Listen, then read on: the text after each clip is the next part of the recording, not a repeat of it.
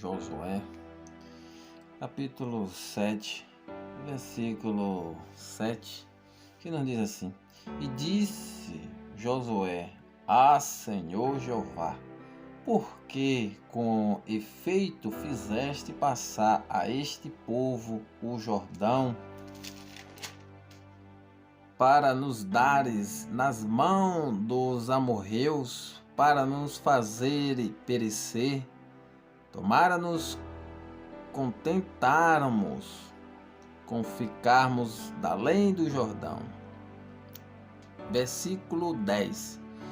Então disse o Senhor a Josué: Levanta-te, porque estás prostrado assim sobre o teu rosto. O Senhor, neste momento, fala com Josué: levanta-te, porque estás prostrado assim sobre o teu rosto. Josué, ele estava diante da arca, ele clamando a Deus. Ele rasgou as suas vestes e se prostrou em terra sobre o seu rosto perante a arca do Senhor. Perante a presença do Senhor, ele se prostrou com seu rosto em pó, e clamando a Deus e perguntando e questionando o porquê deles terem perdido aquela peleja. E Josué não era o culpado disso, porque ele estava andando em retidão com Deus, mas aquele povo que estava com ele estava ali, mas só que tinha alguém ali naquele meio com a vida em pecado diante deles. Estava cometendo um pecado, estava indo para a guerra como se estivesse pronto para guerrear com a sua vida em retidão com Deus. E Deus não deixa escarnecer, e Deus não deixa o anátema naquele meio. Mas o Josué, ele se rasgou, as suas vestes, e clamou na arca da aliança, e clamou perante o Senhor.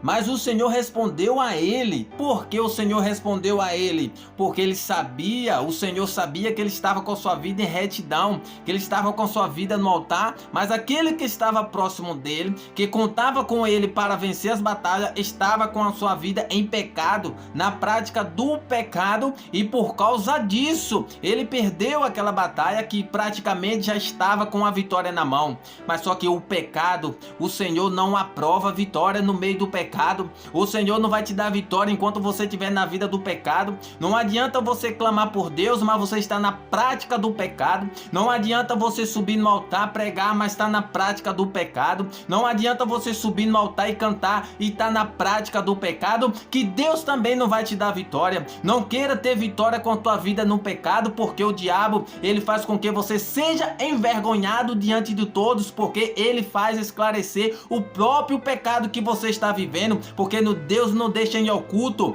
Deus não deixa transparecer aquilo que não é verdade. Deus não deixa dar vitória àqueles que andam na vida do pecado, porque Deus é santo e importa que os verdadeiros adoradores adoram o Pai em espírito e em verdade. Não queira fazer a obra de Deus com a vida no pecado, não queira fazer a obra de Deus na prática do pecado. E Deus falou a Josué, porque ele não estava em pecado. Deus falou a Josué o seguinte: então disse o Senhor a Josué: levanta-te, porque estás prostrado assim sobre o teu rosto. O Senhor está dizendo: se você não tem pecado, se você não está na prática do pecado, por que você está se abatendo com aquilo que não foi você que cometeu? Por que você está se abatendo com aquilo que você não fez? Sabe de uma coisa? Põe agora ordem nessa tribo, chama um por um responsável, porque o anátema vai aparecer. Neste momento, Deus está uma palavra ao teu coração: o seguinte: não fique aí triste, abatido